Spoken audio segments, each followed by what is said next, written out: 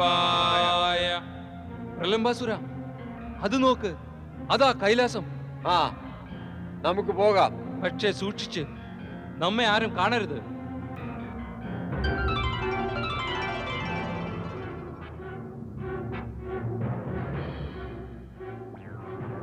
എവിടെ ശിവപുത്രൻ? അവന്റെ മാതാവ് പാർവതിയുടെ അടുത്തുണ്ടാകും. പക്ഷെ അവരെയും കാണാനില്ലല്ലോ. എവിടെയായിരിക്കും? വാ, അന്വേഷിക്കാം. വേഷം മാറി വേണം.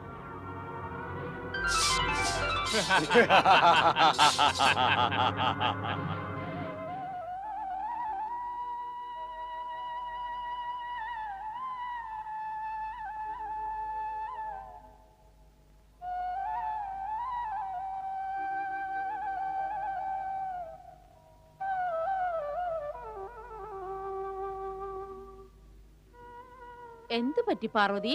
നിന്റെ മുഖം വാടിയിരിക്കുന്നല്ലോ. എന്തെങ്കിലും പറയൂ. എന്തു പറയാനാ? എങ്ങനെ പറയാനാ? ലോകത്തിലെ ഓരോ പത്നിയുടെയും ഇച്ഛയാണ് ഒരു മാതാവായി തീരുക എന്നത്. പക്ഷെ ദേവന്മാരുടെ ക്രൂരത കാരണം എനിക്ക് പുത്രപ്രാപ്തി ഉണ്ടായില്ല. ഒപ്പം വിശ്വനാഥന് ആ ചിന്തയേ ഇല്ല. ചിന്തയില്ലെങ്കിലും അറിയുന്നതാണല്ലോ. അദ്ദേഹം സർവജ്ഞനാണ്. ദേവിയുടെ ആഗ്രഹം അറിയാതിരിക്കുമോ? അദ്ദേഹം തീർച്ചയായും നിന്റെ ആഗ്രഹം പൂർത്തിയാക്കും. മാതാവിന്റെ സ്ഥാനം പ്രദാനം ചെയ്യും.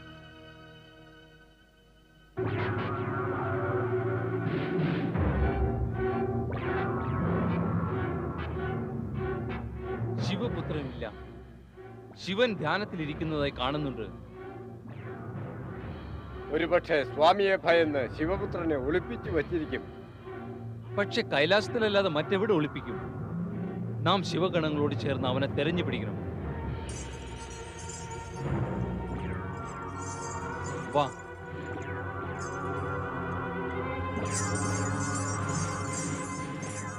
ഈ സന്യാസിമാർ എവിടെന്ന് വന്നു?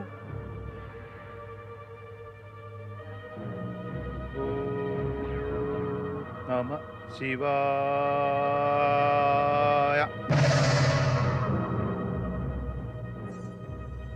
ഇത് താരകാസുരന്റെ കിങ്കരന്മാരാണ്. രഹസ്യമായി വിവരങ്ങൾ അറിയാൻ വന്നാണ്. പിടിക്കവരെ.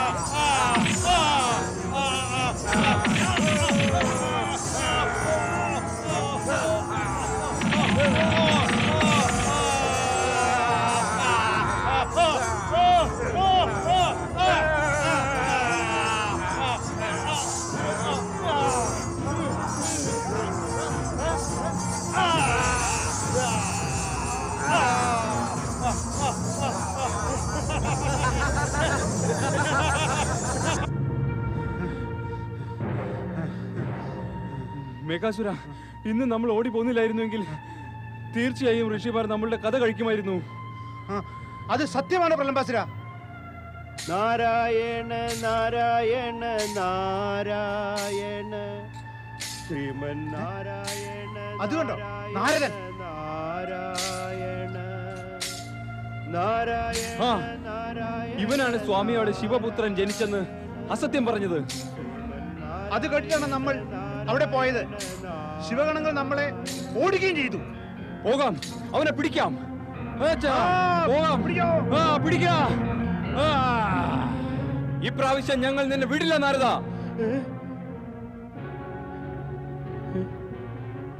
ശിവപുത്രൻ ജനിച്ചില്ലെന്ന് പറഞ്ഞാൽ ഇവർ കൂടുതൽ നിർഭയരാകും. അവരുടെ മനോബലം കുറയ്ക്കുക തന്നെ വേണം. അതിനൊരു സൂത്രം പ്രയോഗിക്കുക തന്നെ വേണം.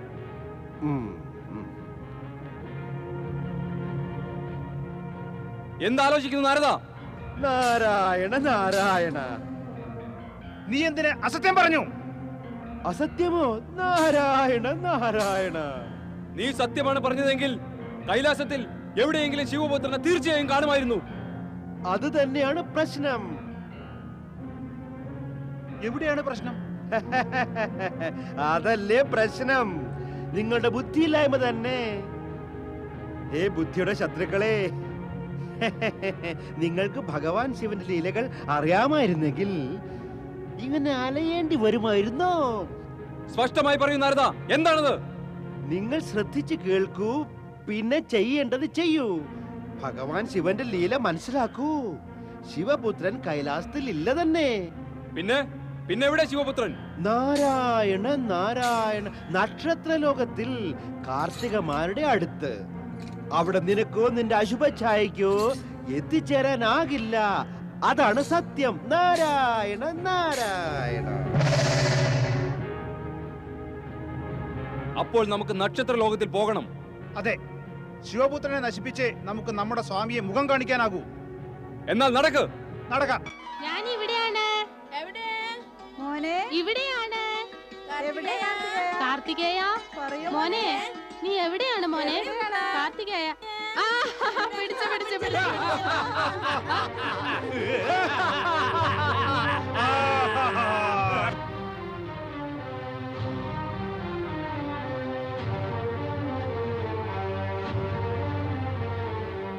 ഇത് തന്നെയായിരിക്കും ശിവപുത്രൻ. ആ, ആ. ദേവിമാരെ, ഈ ശിവപുത്രനെ ഞങ്ങൾക്ക് തരൂ. ഞങ്ങൾ ഇവനെ മഹാരാജൻ താരകാസുന്റെ അടുത്ത് കൊണ്ടുപോകുന്നു. ഇല്ല, ഞങ്ങൾ തരില്ല. ഇവൻ ഞങ്ങളുടെ പുത്രനാണ്. ഞങ്ങൾ പറയുന്നു മര്യാദയ്ക്ക് മാറി നിൽക്കാൻ. ഇല്ലെങ്കിൽ ഞങ്ങൾ ബലാത്കാരമായി പിടിച്ചു മാറ്റും. നിൽക്ക, സൂക്ഷിച്ചോ. ഞാൻ ഇവിടെ ഉള്ളപ്പോൾ എന്റെ മാതാക്കളെ ഉപദ്രവിക്കാൻ ശ്രമിച്ചാൽ, മാതാക്കളെ നിങ്ങൾ അവിടെ മാറി നിന്ന് നോക്കിക്കോളൂ. ഞാൻ ഇവരെ രണ്ടുപേരെയും എങ്ങനെ കൈകാര്യം ചെയ്യുമെന്ന് കണ്ടോളൂ.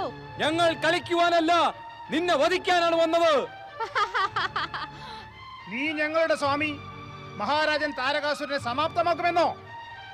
അതിനു മുൻപ് തന്നെ ഞങ്ങൾ നിന്നെ സമാപ്തമാക്കും.